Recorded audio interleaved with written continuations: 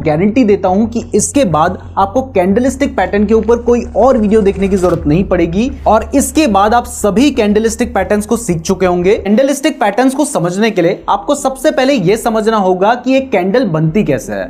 आपने जनरली दो तरह की कैंडल्स देखी होंगी, एक होती है ग्रीन कैंडल और दूसरी होती है रेड कैंडल। अब ग्रीन कैंडल कब बनती है? ग्रीन कैंडल तब बनती है जब शेयर की प्राइस बढ़ती है और इसीलिए इसको बुलिश कैंडल भी कहा जाता है। और रेड कैंडल तब बनती है जब शेयर की प्राइस गिरती है, इसलिए इसको बियरिश कैंडल भी कहा जाता है। लेकिन इसके अलावा हमें यह समझना होगा कि कैंडल में दो तरीके के पार्ट्स होते हैं। तो ये जो पतला सा थिन पार्ट आपको दिखाई दे रहा है, इसको विक कहा जाता है और इसको शैडो भी कुछ लोग कहते हैं। तो ऊपर का जो ये पार्ट है, पतला सा थिन पार्ट है, इसको विक, नीचे वाला भी विक है। लेकिन क्योंकि ये ऊपर की साइड है इसलिए इसको अपर विक भी कहा जाता है और जो नीचे वाला पार्ट है, जो थिन पार्ट है नीचे वाला, इसको लोअर विक भी कहा जाता है। इसके अलावा मैंने आपको बताया है कि इसको शैडो भी बोलते हैं। तो कैंडल्स बेसिकली विक और बॉडी से बनती है। तो विक तो आपको समझ आ गया है कि जो ऊपर पतला सा जो पार्ट है, थिन वाला पार्ट है, इसको, और नीचे वाला जो थिन वाला पार्ट है इसको हम विक कहते हैं। और दूसरा जो इसका पार्ट होता है इसको हम कहते हैं बॉडी, जो कि ये आपको थिक पार्ट आपको दिखाई दे रहा है, ये होती है कैंडल की बॉडी। तो इस तरीके से कैंडल बनती है। तो अब आपको समझ आ गया है कि कैंडल में दो पार्ट्स होते हैं, एक होती है कैंडल की विक और दूसरा होती है कैंडल की बॉडी। तो अब ये समझते हैं कि कैंडल बनती कैसे है। तो देखिए, ये जो ग्रीन और रेड कैंडल है, इन दोनों के ही बनने का तरीका थोड़ा सा डिफरेंट होता है। अब सबसे पहले अगर ग्रीन कैंडल की बात करें तो ग्रीन कैंडल तब बनेगी जब शेयर की प्राइस बढ़ेगी। और यहां पर आपको ध्यान देने वाली बात यह है कि ये जो कैंडल है ना, यहां पर इसकी जो बॉडी है वो बताती है कि शेयर की प्राइस कहां पर ओपन हुई और कहां पर क्लोज हुई, और जो इसकी विक है वो इसका हाई एंड लो पॉइंट बताती है। तो मान लेते हैं कि ये जो कैंडल है ये एक पूरे दिन की कैंडल है। तो ऐसे में कैंडल कैसे बनेगी? ये कैंडल तब बनेगी जब शेयर की जो प्राइस है, जब सुबह शेयर मार्केट ओपन हुआ होगा उस टाइम पर शेयर की प्राइस यहां पर रही होगी। तो ये इसकी ओपन प्राइस है। अब शेयर की जो प्राइस है वो जिस टाइम पर ओपन हुआ था शेयर, वो यहां पर थी, लेकिन उसके बाद हो सकता है कि शेयर की प्राइस थोड़ा नीचे गई हो, यानी पूरे दिन में हो सकता है प्राइस नीचे गई।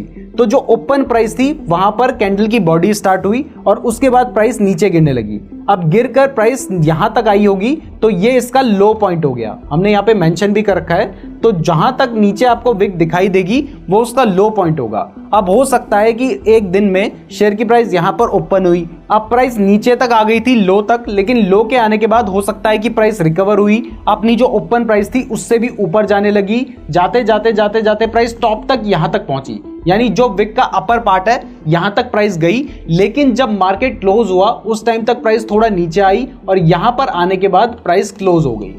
तो ये जो बॉडी है वो किस तरीके से बनेगी? बॉडी बनेगी जब प्राइस जहां पर ओपन हुई और जहां पर क्लोज हुई वहां पर जाकर बनेगी कैंडल की बॉडी। और जहां तक प्राइस नीचे गिरी थी वो प्राइस का क्या पार्ट होगा? वो प्राइस का लो पार्ट होगा। और जहां तक शेयर की प्राइस ऊपर तक गई थी वो इसका कौन सा पार्ट होगा? वो उसका हाई पार्ट होगा। अब ये जो रेड कैंडल है, रेड कैंडल तब बनती है जब शेयर की प्राइस गिरती है। तो अगर रेड कैंडल बनी है तो इसका सीधा सा मतलब है कि शेयर की प्राइस गिरी है। तो यहां पर भी जो हाई है वो तो सेम है, जो लो है वो भी सेम है, लेकिन क्योंकि शेयर की प्राइस गिरी है तो यहां पर देखिए, यहां पर शेयर की प्राइस ओपन हुई थी, लेकिन इस केस में शेयर की प्राइस इस जगह पर ओपन हुई है। यानी मान लीजिए जब आज शेयर खुला तो वो हो सकता है कि यहां पर 100 रुपए में खुला, लेकिन 100 रुपए में खुलने के बाद हो सकता है कि शेयर की प्राइस बढ़कर उस दिन में 110 रुपए तक गई। ये मैं आपको सिर्फ समझाने के लिए बोल रहा हूं। और 110 रुपए जाने के बाद अब वापस से पूरे दिन में प्राइस गिरने लगी, उसके बाद 100 रुपए से भी नीचे आ गई। नीचे आते आते आते आते आते यहां पर हो सकता है कि प्राइस उस दिन में 80 रुपए तक आ गई। अब 80 रुपए आने के बाद शेयर की प्राइस वापस रिकवर हुई और जिस टाइम पर मार्केट क्लोज हुआ उस टाइम पर जो शेयर की प्राइस है वो 90 रुपीज पे क्लोज हो गई, जो कि जिस प्राइस में शेयर ओपन हुआ था 100 रुपीज उससे कम है 90 रुपीज। इसलिए ये एक रेड कैंडल बनी है। जबकि ग्रीन कैंडल में जो शेयर की प्राइस है वो यहाँ 90 रुपीज पे ओपन हुई थी, उसके बाद हो सकता है कि प्राइस गिरकर 80 रुपीज तक आई, लेकिन उसके बाद प्राइस बढ़ते बढ़ते हो सकता है 110 रुपीज तक गई। लेकिन जब मार्केट क्लोज हुआ उस टाइम पर शेयर की प्राइस 100 रुपीज थी। तो क्योंकि शेयर ओपन 90 रुपए पे हुआ था, क्लोज 100 रुपए पे हुआ है, इसलिए ये ग्रीन कैंडल है। और क्योंकि यहाँ पर शेयर ओपन 100 रुपए में हुआ था और क्लोज 90 रुपए में हुआ है, इसलिए ये एक रेड कैंडल है। तो यहाँ पर डिफरेंस सिर्फ ओपन एंड क्लोज होने का ही है। तो अब आपको समझ आ गया है कि ग्रीन और रेड कैंडल कैसे बनती है। तो चलिए अब हमारे first candlestick pattern hammer candlestick pattern के बारे में समझते हैं। वीडियो में आगे बढ़ने से पहले अगर आप बिल्कुल बेसिक से लेकर एडवांस तक का स्टॉक मार्केट सीखना चाहते हैं तो इसके लिए हमने एक 46 लेक्चर्स का कोर्स लॉन्च किया है, जिसको आप हमारे ऐप नीरज जोशी पे देख सकते हैं। और सबसे अच्छी बात है कि अभी आप हमारे कोर्स के 2 लेक्चर्स को बिल्कुल फ्री में देख सकते हैं। हमारा ऐप प्ले स्टोर पे तो अवेलेबल है, लेकिन iOS में ऐप को कैसे डाउनलोड करना है इसके लिए इंस्ट्रक्शंस डिस्क्रिप्शन में दिए गए हैं। तो ये जो हैमर कैंडलस्टिक पैटर्न है, इसके नाम में जो हैमर है उसका मतलब हथौड़े से है, और ये एक बुलिश कैंडलस्टिक पैटर्न है, यानी इस कैंडलस्टिक पैटर्न के बनने के बाद शेयर की प्राइस बढ़ने के चांसेस होते हैं। तो अभी आपको स्क्रीन पे ये जो कैंडलस्टिक पैटर्न दिखाई दे रहा है, यही वो एक हैमर पैटर्न है, और आप देख सकते हैं कि ये बिल्कुल एक हथौड़े जैसा दिखाई दे रहा है। हथौड़ा भी कुछ इस तरीके का दिखता है, और ये जो कैंडलस्टिक पैटर्न है वो भी कुछ बिल्कुल सिमिलर सा दिख रहा है। अब अभी आपको जो कैंडलस्टिक पैटर्न दिख रहा है, इसमें आप देख सकते हैं कि इसकी बहुत लंबी एक लोअर विक है,